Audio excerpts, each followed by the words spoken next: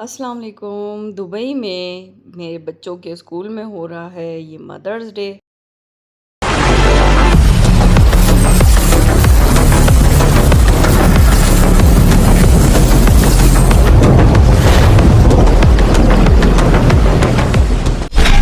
Let's start the vlog.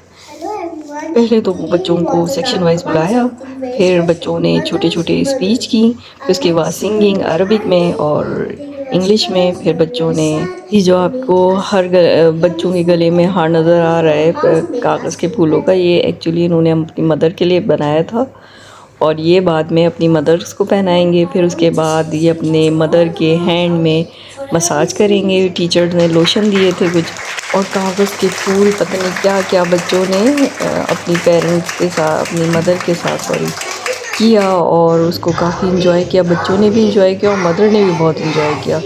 अब मैं आपको व्लॉग दिखाती हूँ।